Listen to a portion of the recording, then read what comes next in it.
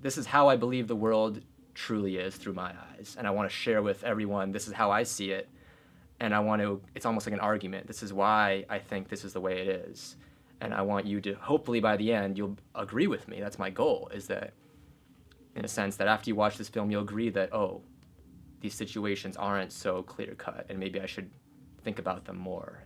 What I think is really brilliant about running Embers is that it kind of serves up these philosophical issues and then never quite, it holds them against the light in multiple different ways, so that we're never quite sure, well, what is exactly the right thing that should happen next? I guess they're friends, but, you know, sometimes friends are, what is the basis of your friendship? That's a real question, you know. You may have certain interests in common, but you may not realize you don't know each other. The more I read it, the more I looked at it from different people's perspectives, the more I heard him talk about it, that I started to identify with the story. You certainly get invested with these characters because they are so lifelike and because they work well together. When I read the script and after talking with Alex, I immediately saw his vision, and I think he would agree that we kind of lined up in the way that we visualize the story in terms of tone, just the look of it. So it wasn't difficult for me to conceive the story visually. I mean, it's amazing to work with her on set because I think we really get along and we understand each other, and I trust her. Most importantly, I trust her, and I know, like, I don't have to worry about anything because it's gonna look beautiful. And I think from the start, we both kind of agreed how we wanted this to look. So it was a smooth ride from the beginning.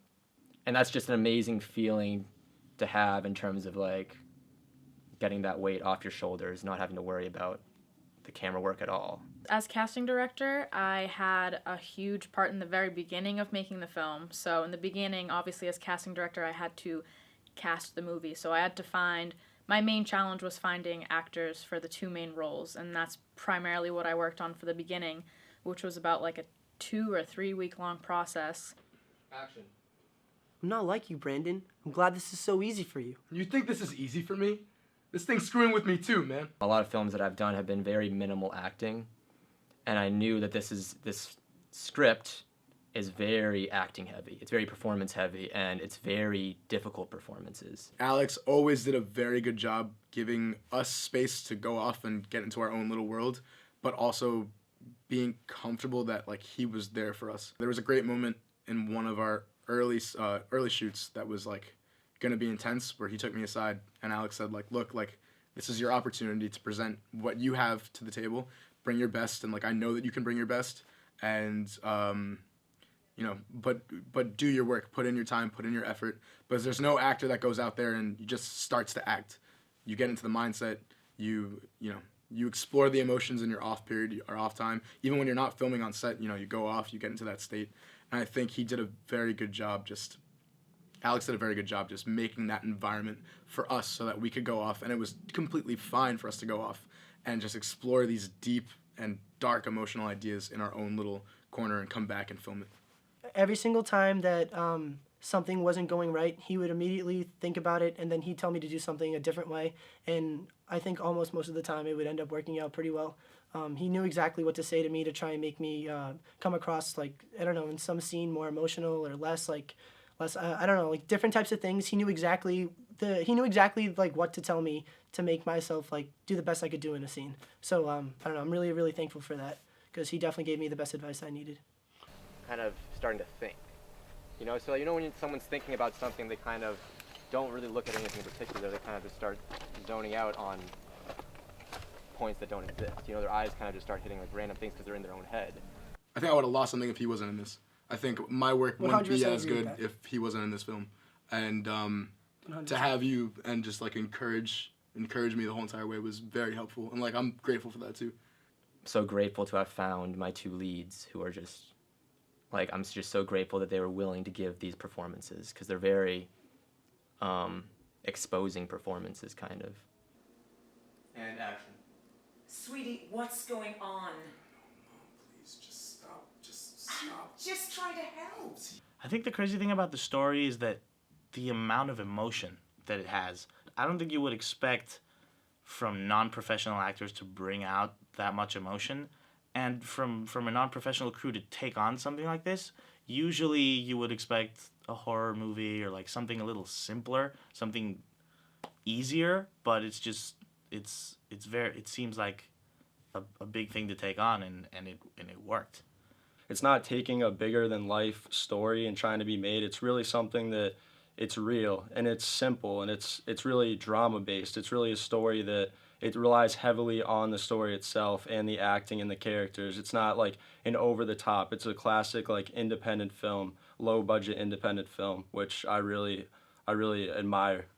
As cheesy as it sounds, I think he inspired everyone else to be on point and be exactly where they had to be. I mean, he definitely he had a lot to do with the actors, but everyone else on the set, when you see one person who's very, very serious and dedicated to what he's doing, you realize I should be here right now. I shouldn't be thinking of other things. Like, this is really important. If you have like an opinion or something, he will strongly take that into consider, but also make sure that everything is still going like perfectly according to plan. Let's see one more like that. Just a thought. Yeah. It kind of does look like he's standing there just with his eyes closed. Maybe if he like looked up at her once and then like stayed like focused down, like he can barely look at her type thing.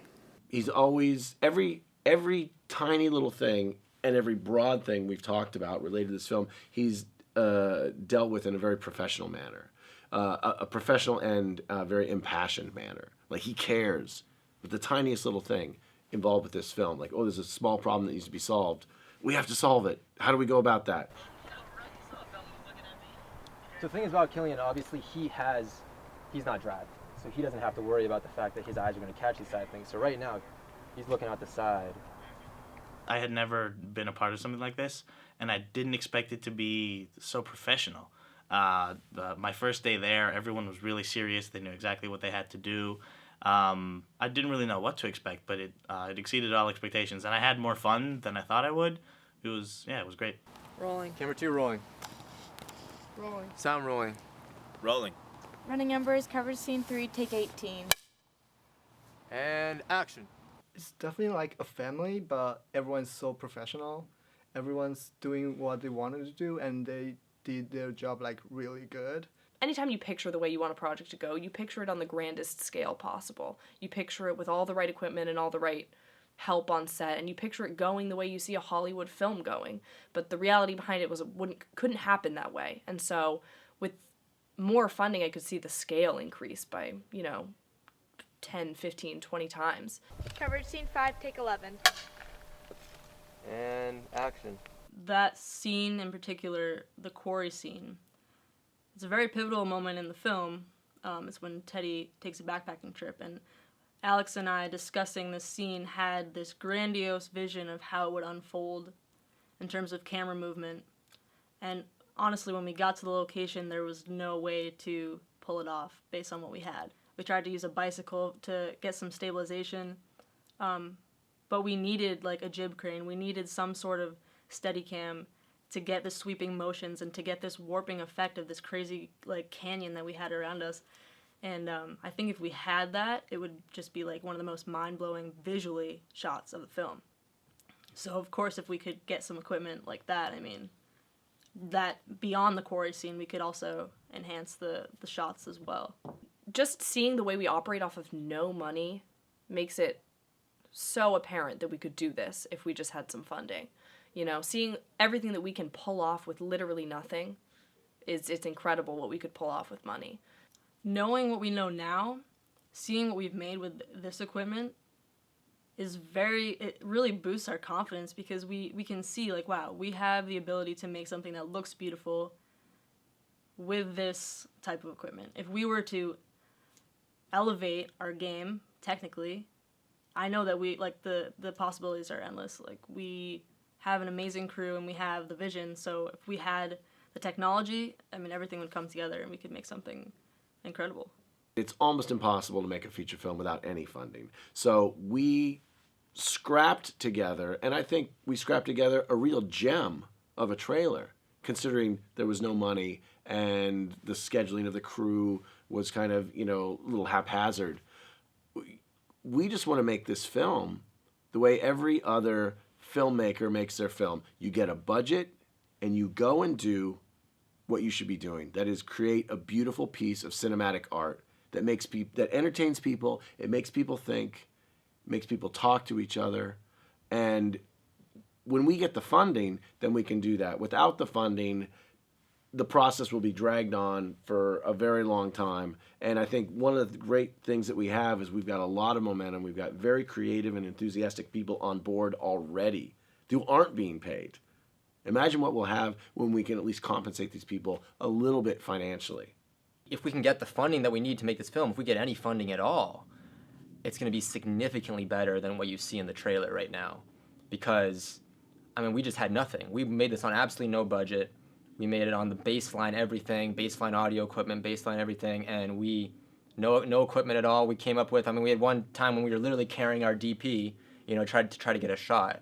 I mean, I just think, obviously it was a very fun ride to kind of work across these obstacles, and it was definitely, but I think it trained us all.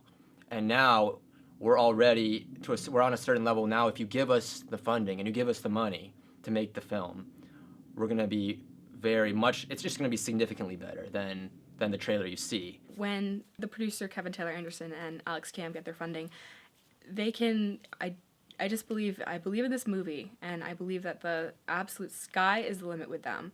The locations that we had were subpar at best. The equipment we had was subpar. No budget. And yet somehow Alex managed to find the most amazing people to work on this film. We came together. It's just an absolute labor of love. And, I feel like the trailer really represents that. And with the addition of funding, it's only going to be that much better. And I'm just so grateful to everybody who's helped me through this kind of thing, because it's become something bigger than I've ever imagined. And it's like, it's just an amazing kind of experience to know that you have people willing to help you out, so to make this thing happen. That's a wrap.